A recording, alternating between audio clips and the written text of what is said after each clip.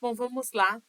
Hoje o Evangelho, ele fala do capítulo 11 de Mateus, versículo 28, que diz o seguinte: Vinde a mim, todos os que estáis cansados e oprimidos, e eu vos aliviarei.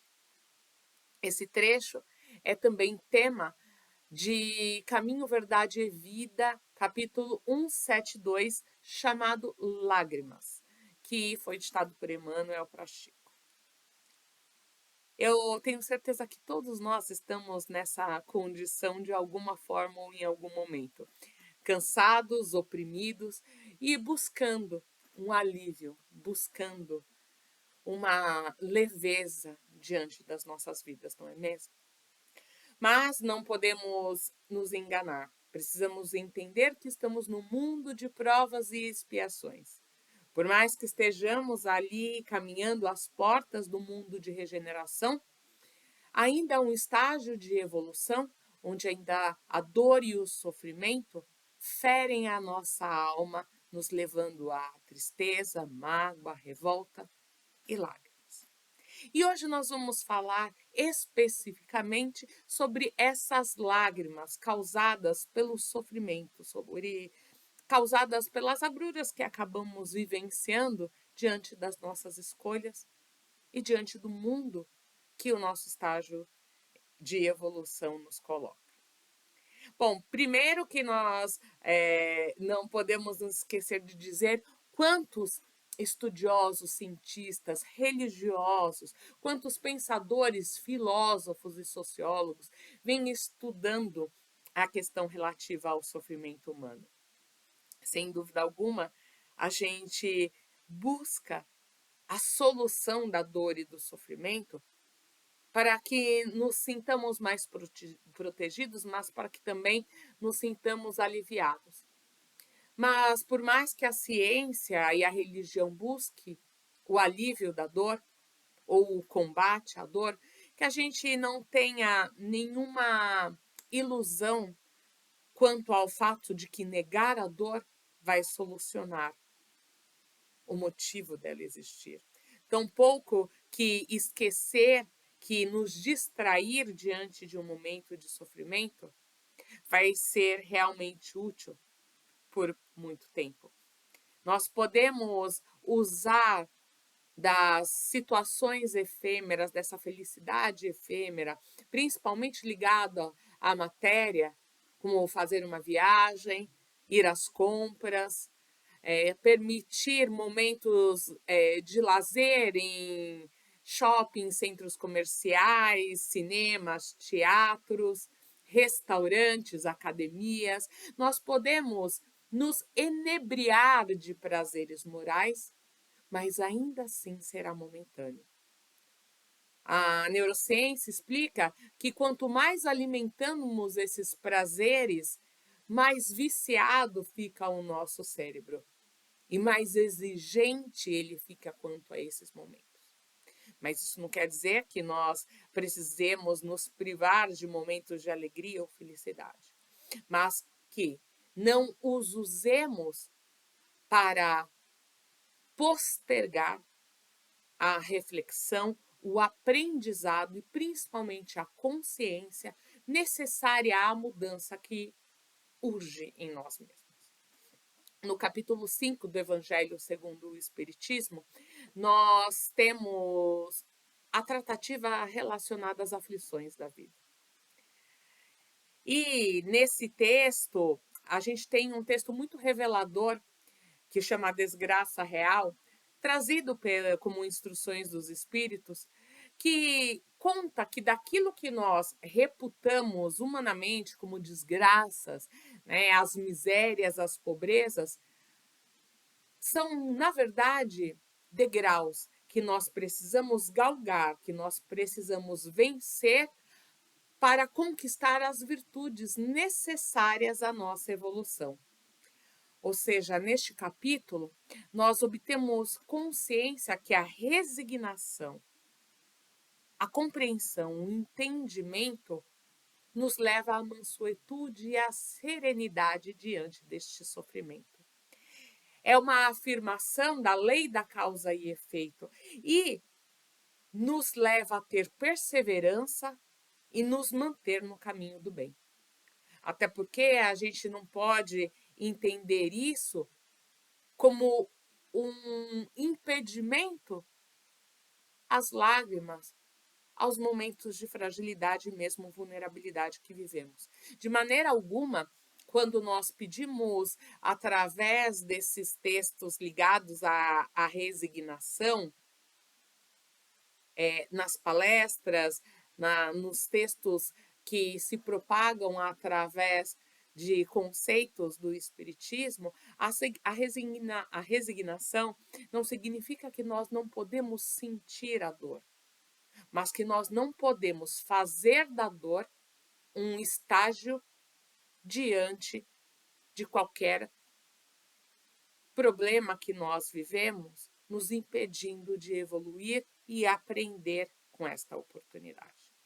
Então, que a gente combata todas aquelas frases, aquelas situações impostas pela sociedade, que nós precisamos ser fortes, né? Que o homem não chora, mas que simplesmente entendamos que sim, quando nós somos levados às lágrimas diante da dor e do sofrimento, que elas sejam um canal para que deixemos fluir a nossa fragilidade através da humildade, que nós entendamos que ainda somos pequenos na grande oportunidade de evolução que o universo nos impõe, mas que enquanto pequenos ainda podemos sim aprender, ainda podemos usar este momento de dor e de sofrimento para que sejamos melhores.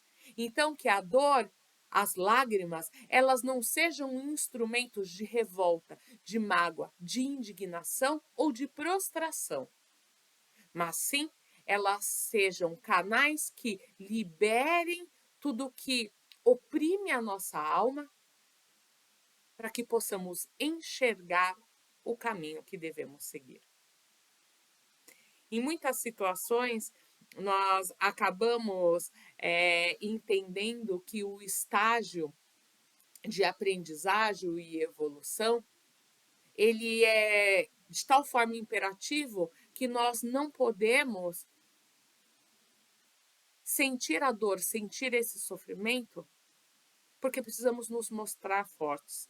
Geralmente, quando somos tutores de outros seres, geralmente filhos, sobrinhos, ou mesmo de colegas de trabalho e amigos que se inspiram em nós, às vezes queremos ser fortes e combater o sofrimento e impedir que as lágrimas brotem aos nossos olhos para mostrar uma rigidez diante da dor. Mas isso não é necessário. As lágrimas, elas podem assumir o papel de bálsamo curativo de todas as feridas morais, aliviando as chagas do sofrer, principalmente quando nós as utilizamos junto com as preces, onde pedimos aos espíritos de luz, onde pedimos ao nosso Mestre Jesus, onde nos unimos a Deus para que obtenhamos a força necessária, a fé necessária, mas principalmente a confiança necessária de que podemos ser melhores. Que não nos isolemos nos nossos mundos, dentro dos nossos quartos, dentro dos nossos celulares, dentro de nossas casas, impedindo o convívio social. Porque este isolamento, que muitas vezes o sofrimento e as lágrimas causam, elas privam-nos da luz. Essa condição priva-nos da luz, porque nós precisamos buscar na reflexão e na meditação o entendimento do que causa essa dor e esse sofrimento. E é preciso que esse movimento ele saia da gente. Ou seja, esse amadurecimento necessário, ou seja, a gente não se transforma, não se coloca igual uma criança mimada que faz birra diante da contrariedade de algo que acontece, mas que a gente tenha nessa consciência o despertar. porque assim o Pai nos alivia dessas chagas interior. Mas esse alívio, como Jesus disse, só chega aos que têm olhos de ver e ouvidos de ouvir. Ou seja, os que serão consolados são somente os que querem ser consolados. Sem esse negacionismo de que nós não vamos aprender com a dor. É muito comum ouvirmos, não é possível que a gente só aprenda com a dor. E sim, nós podemos aprender com amor. Nós temos diversas oportunidades que nos são apresentadas todos os dias para a evolução.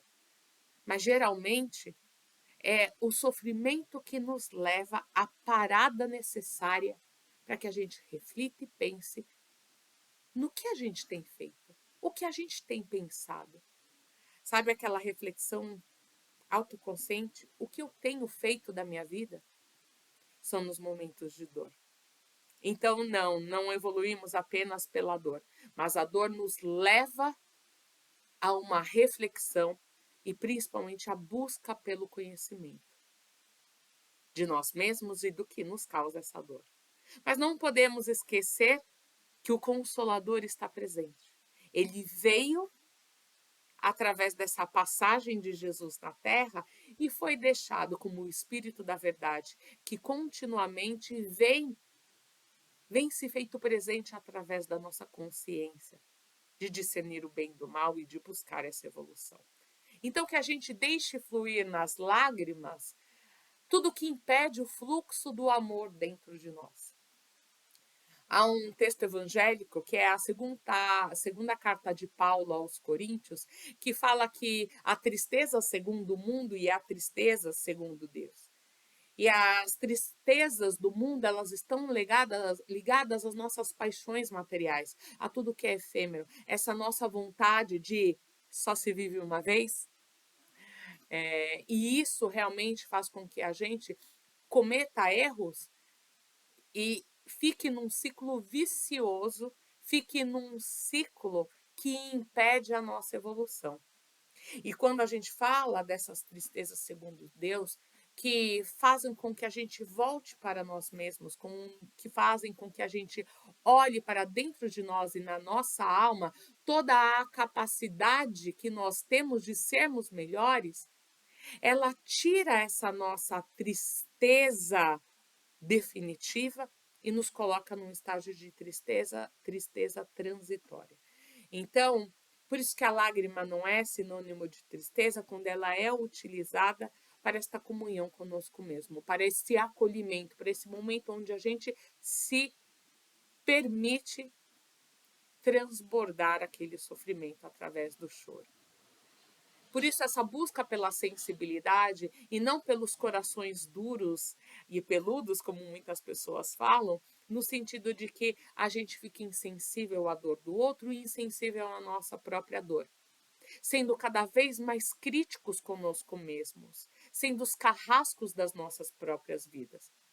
Porque o sinônimo de fraqueza é a revolta. O sinônimo da fraqueza não é o choro, mas esse negacionismo de que nós não podemos ser melhores do que nós somos. A estagnação, essas crenças limitantes que fazem bloqueios de sentir, nos levando a crer que somente ter e não ser é a solução.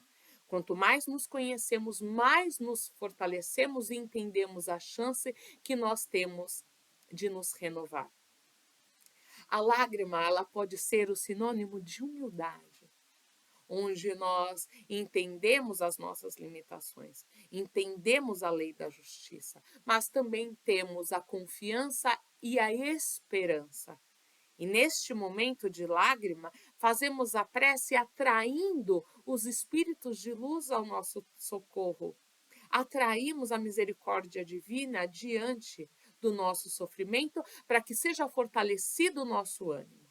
Porque Jesus é o mestre, inclusive da confiança e do otimismo. Em todas as suas passagens, ele deixou isso muito claro. Por isso que ele chamava os que estavam doentes e não os que estavam sãos. Os que estavam cansados, os que estavam abatidos pelos espíritos das trevas. Por isso que, diante dos desenganos da terra, das frustrações da terra, nós recebemos do Pai o grande Consolador. Quando as lágrimas são nascidas da sincera e construtiva consciência, do sincero e construtivo arrependimento, nós conseguimos chegar à redenção. E, citando Leon Denis, para quem não sabe, Leon Denis conheceu o Livro dos Espíritos aos 18 anos de idade. E ele foi responsável pela propagação deste pensamento espírita, auxiliando uma série de pessoas através da sua obra, que permitiu literalmente as pessoas refletirem sobre o destino, sobre a dor, sobre o ser. Tem uma frase dele que, abrindo aspas, a respeito da doutrina espírita, do conteúdo de Kardec. Nele encontrei a solução clara, completa, lógica acerca do problema universal. Minha convicção tornou-se firme. A teoria espírita dissipou minha indiferença e minhas dúvidas. Isso está no problema do ser, do destino e da dor. E é perante o sofrimento que muitos de nós acaba fraquejando, deixamos de usar a fé raciocinada, nos prostramos de tal forma que a nossa saúde mental é abalada e adoecemos. Perdemos a fé e a confiança em nós mesmos, na nossa capacidade de modificar a situação atual. Porque na lei da causa e efeito, nós entendemos que o livre-arbítrio nos leva a uma condição de dor e sofrimento, mas o mesmo livre-arbítrio nos coloca em condição de evolução através da mudança que temos que fazer em nós mesmos.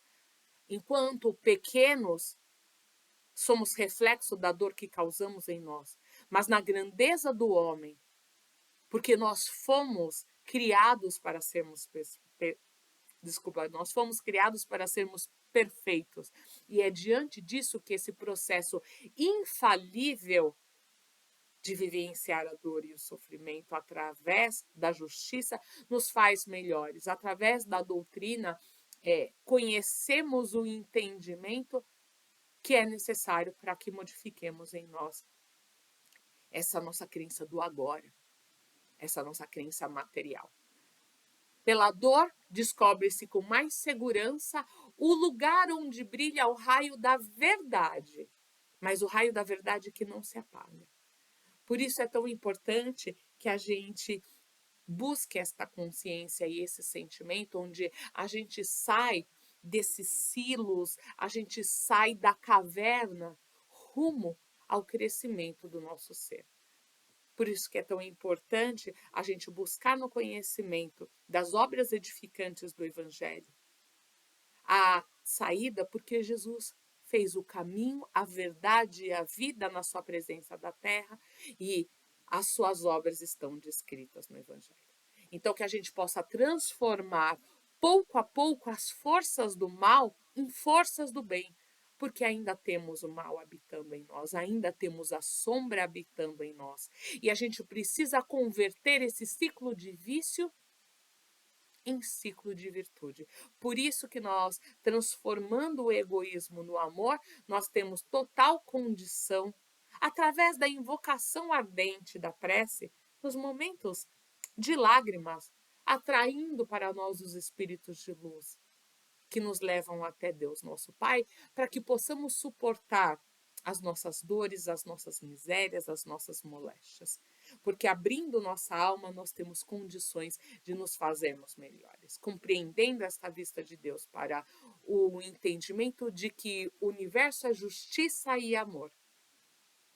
Na Revista Espírita, de maio de 1862, pelo Espírito Carita, nós temos uma passagem, um texto que se chama As Duas Lágrimas. O texto narra a saga de um espírito que teimosamente mantém-se no caminho do erro e do vício, como nós muitas vezes fazemos. E ele, reiterando essa prática de erros e crimes, escolhendo a porta larga, ao invés dessa consciência e mudança que surge em nós, ele vai se colocando em situações de dores, tendo que acertar as suas dívidas, tal qual a lei da justiça requer. E o espírito que vela pela sua evolução, mostrando a um ente querido, a uma criança, o momento de dor, de responsabilidade dele mesmo, mas esse momento de dor que ele se encontra, ele busca num coração puro as energias necessárias, a força necessária para inspirar esta criatura que não percebe a necessidade de mudança, a inspiração para essa mudança. Ou seja, esse espírito benfeitor, ao mostrar a dor e o momento que esta criatura passa, desperta nesta criança uma lágrima. Esta lágrima que lamenta e sente em tristeza a dor justa, mas ainda assim a dor pela qual esta criatura passa. E essa lágrima furtiva, recolhida por este benfeitor espiritual, é levada em prece ao Pai Maior. Mas também é levado em consciência a esse espírito recalcitrante no mal, que, ao ver a sua trajetória de erro, se arrepende. Ao ver este olhar de amor desta criança, desse espírito, que em caridade escorre uma lágrima por ele, derrama uma nova lágrima, a do arrependimento. E este benfeitor leva esse fruto de esforço a Deus, nosso Pai, que vê da seguinte forma, abre aspas, né? Quando essas lágrimas, as duas, foram levadas ao Redentor, houve a seguinte resposta: conservai esta primeira gota de orvalho do coração endurecido, que esta lágrima fecunda vá regar esse espírito ressequido pelo mal. Mas guardai, sobretudo, a primeira lágrima, que esta criança me trouxe, e que essa gota d'água se torne diamante puro, porque ela é a pérola sem mancha da verdadeira caridade. Contai esse exemplo aos povos, como nós estamos contando agora. E dize-lhes, solidários uns aos outros, que nós sejamos solidários uns com as dores dos outros. Olhai e vede, eis de aqui uma lágrima de amor pela humanidade e uma lágrima de remorso obtida pela prece. Estas duas lágrimas serão as pedras mais preciosas do vasto escrínio da caridade. Que lindo, não é? Nós temos nas passagens, nas obras espíritas, as leituras edificantes, a ferramenta de fortalecimento da nossa fé, mas também a oportunidade de consciência em relação ao que nós temos feito das nossas vidas. Como a filosofia diz, de onde viemos, aonde estamos e para onde vamos. Se nós temos consciência dos erros que nós já cometemos no passado, e se não temos consciência por eles terem sido cometidos em outras vidas, mas a consciência de que tivemos outras vidas e que não foram de ordem elevada, já que aqui estamos ainda no mundo de provas e expiações, mas a condição de onde estamos, o que nós precisamos mudar em nós mesmos. Essa reflexão. Para que entendamos o para onde vamos através da mudança necessária que se faz em nós. Quando nós buscamos o propósito de vida, entendendo que é preciso modificar em nós todas as nossas falhas morais, os nossos vícios e as nossas más tendências, nós vamos obtendo consciência daquilo que precisamos ser. Nós vamos utilizando, tal qual Paulo, que chorou a entrada do deserto de Damasco, né? De Damasco após ter visto Jesus no deserto, que nós possamos buscar nesta passagem dele, na segunda carta dele aos Coríntios, esta força necessária, esse engajamento com a nossa evolução, para que possamos modificar as nossas más tendências através de um caminho resoluto rumo ao bem. Então, sofrimento, que as nossas lágrimas sejam usadas como mola propulsora desta mudança. E que as nossas lágrimas não sejam de revolta, que o nosso sofrimento não nos deixe estagnados ou isolados, mas sim que nós possamos, nesse momento de tristeza e fragilidade, buscar a força no Pai através da prece. Que nós utilizemos, por exemplo, a coletânea de preces espíritas que está no Evangelho, ali no final do Evangelho. Essa aproximação do plano espiritual que nos leva a Deus, nosso Pai. Que nós possamos, em nossas preces a Deus, levarmos a nossa necessidade, mesmo que em lágrimas, mas não mais em desespero, com a consciência de que a lei da justiça, a lei da causa e efeito, nos leva, sim, a patamares de evolução, galgando ali, a cada passo, a cada degrau, uma condição de sermos melhores. E que não desistamos, que estejamos confiantes, assim como o Mestre, que, como Consolador, reforça a nossa esperança e a nossa confiança do Pai. Que através da nossa prece para Ele, possamos nos sentir mais fortes, nos sentir melhores e conhecedores das mudanças que precisamos fazer. Então, eu os convido para a prece diária. A prece ao acordar e antes de dormir. As preces em todos os momentos de dúvida, de incerteza. As preces no momento de dor. Mas que busquemos nas lágrimas esta oportunidade de conforto do Consolador. Mas jamais do desespero. Que estejamos no Evangelho, no lar, com a oportunidade de que este sofrimento vire conhecimento ao ler as passagens de Jesus.